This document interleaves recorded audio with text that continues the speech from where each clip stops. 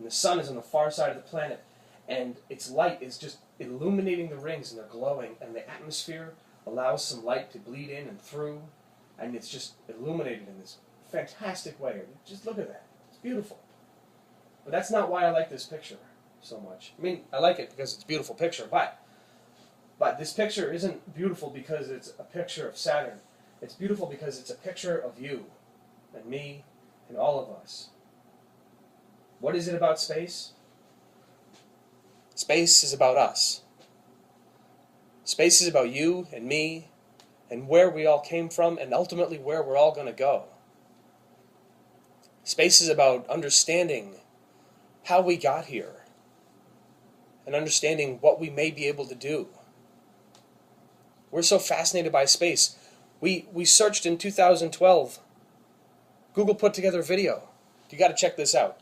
Zeitgeist 2012. It's a 2-minute and 46-second video. Okay, that shows everything that you and I and the whole world searched on, like the top searches in 2012. And there's the Olympics. You'll find the presidential election. You'll find the Arab Spring, unrest around the world. 2 minutes and 46 seconds. 9 times space shows up in this short clip. 9 times. That's what you looked for. That's what I looked for.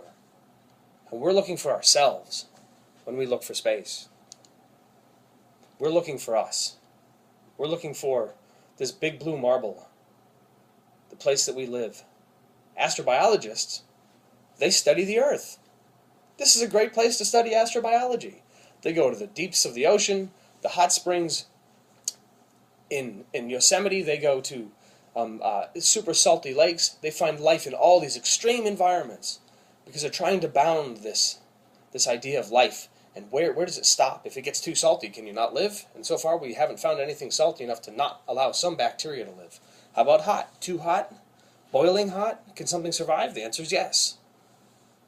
Astrobiologists are studying our planet so we can understand what we might find elsewhere. This is Felix Baumgartner. He's standing in a capsule 26 miles above the Earth. There's a helium balloon above him. And what do you do when you're in a capsule 26 miles above the Earth? You jump. There he goes. This image began and ended Zeitgeist 2012. This man at the edge of space, way, way, way up there, broke the speed of sound coming down. And we all know what happens when you plunge from a great height into the depths of the desert in New Mexico. Well, not Felix. Felix landed safely.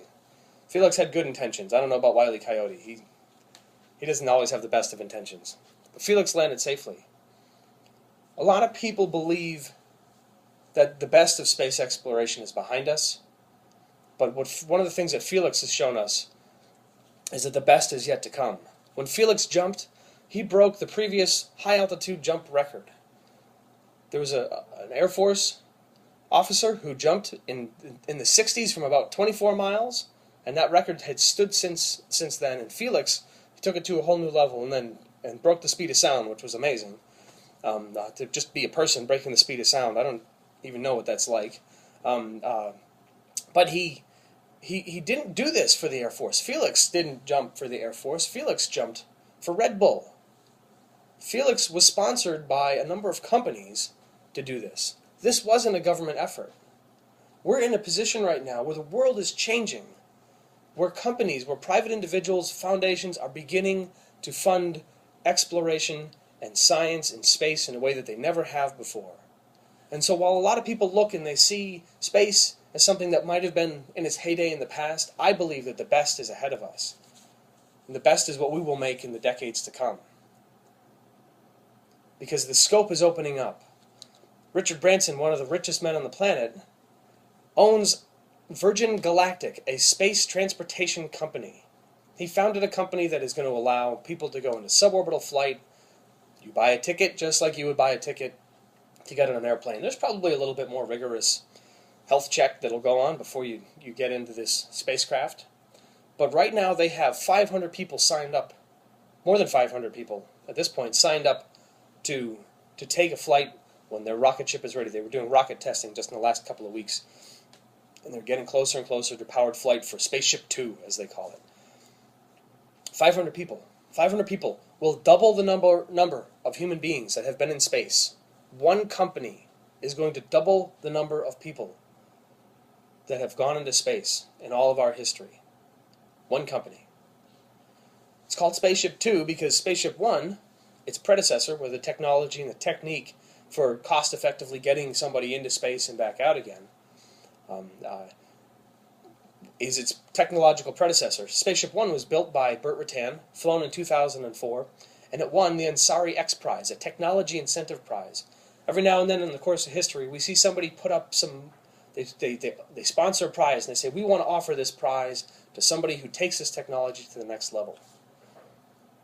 There's a long history of this. A rather recent example you also see in this picture, the Spirit of St. Louis, Charles Lindbergh, Lucky Lindy, flying from New York to Paris nonstop, won a $25,000 prize that was put up by a man named Ortigue, who just wanted to be able to fly nonstop from New York to Paris. There's other prizes going on right now. Right here at Penn State, we're pursuing a prize. We're pursuing the Google Lunar X Prize. And that same search company that sees the whole world looking at space has put up a $20 million prize to the first privately funded mission to land a robotic spacecraft on the surface of the moon. I'm leading a team of researchers, students, here at Penn State in pursuit of this prize. And right here on campus, we are a part, you are a part of this opening field of what is going to be. What is the best that's yet to come in space? Where are we going to be as a people, as a technological society, reaching out into space in 10 years and 20 years? And right here at Penn State, we're making that happen too. Just like these companies around the world that are growing up and taking on these challenges. And what is it about space? Why do I like space? Why do you like space? Space is about us. Space is about who we are, where we came from. And I think that that's an idea worth spreading.